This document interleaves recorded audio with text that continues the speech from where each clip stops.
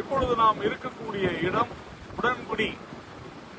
ஒரே ஒரு நொடி கரண்ட் இல்ல, எங்க வீட்டுல மின்சாரம் இல்லை அப்படின்னு சொன்னா உடனடியா நாம யார அழைக்கிறோம் என்று சொன்னால் தமிழக மின்சார வாரியத்தை.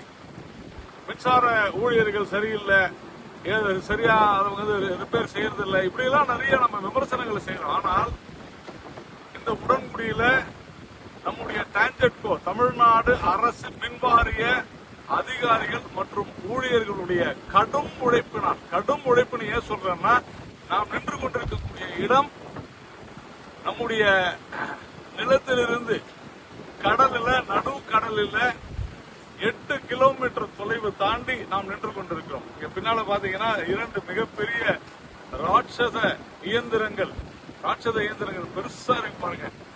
இதுதான் வெளிநாட்டிலிருந்து அல்லது ஒடிசா மற்றும் மற்ற துறைமுகங்களுக்கு வரக்கூடிய நிலக்கரியை இங்கு கொண்டு வந்து கடல் மூலம் இந்த இடத்துல ஒரு மிகப்பெரிய துறைமுகம் இங்கே உருவாகி கொண்டிருக்கிறது, உருவாகி விட்டது என்றே சொல்லலாம். இங்கிருந்து அந்த நிலக்கரியை எடுத்து இந்த இடத்துல இந்த மிஷின்கள் அவை எல்லாவற்றையும் எடுத்து ஒரு கன்வேயர் பெல்ட் மூலமாக உடன்குடி அனல் மின் நிலையம் இங்கிருந்து 8 கிலோமீட்டர் தொலைவில் இருக்கிறது. அங்கு சென்று அந்த நிலக்கரியின் மூலம் மின்சாரம் உற்பத்தி செய்கிறது. ஏன் இதை நான் சொல்கிறேன் என்றால், இதுல பல நூற்றுக்கணக்கான மின்வாரிய ஊழியர்கள் இரவு பகல் என்று பாராது அவ்வளவு பெரிய ரிஸ்க் எடுத்திருக்கிறாங்க.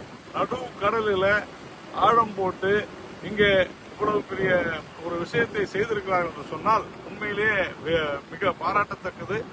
இன்னும் ஒரு சில மாதங்களில நமக்கு 620x2 அதாவது 1320 மெகாவாட், இந்த 1320 மெகாவாட் வந்துருச்சுன்னு சொன்னா தமிழ்நாட்டிற்கு இது ஒரு மிகப்பெரிய விஷயம். இதுல நாராயணன் ஏன் இதெல்லாம் பேசுறாருன்னு பாக்காதீங்க.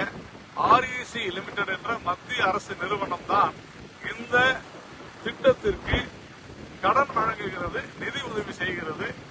அதைவிட மிக சிறப்பானது டான்ஜெட்கோவுடைய தமிழ்நாடு மின்வாரிய அதிகாரிகள் மற்றும் ஊழியர்களுடைய அர்ப்பணிப்பு. இதற்கு ஈடு இணையே கிடையாது. எவ்வளவு 1000 கோடி ஈடு இணை இல்லை. அவ்வளவு அருமையான அற்புதமான வேலை. அதனால இனிமேலாவது நாம கரண்ட் போயிடுச்சுன்னா அது அவர்களுடைய தவறுகளால் அல்ல, இயற்கையினால் என்பதை உணர்ந்து நாம கொஞ்சம் அமைதி காக்கணும். அதுக்காக தான் இந்த வீடியோ. ஏனென்று சொன்னால் இவ்வளவு பெரிய ஒரு உழைப்பை நாம் பாராட்டியே ஆக வேண்டும். இதை பார்ப்பவர்கள் அனைவரும் டான்ஜெட் வெப்சைட்ல போய் பாராட்டுங்கள்.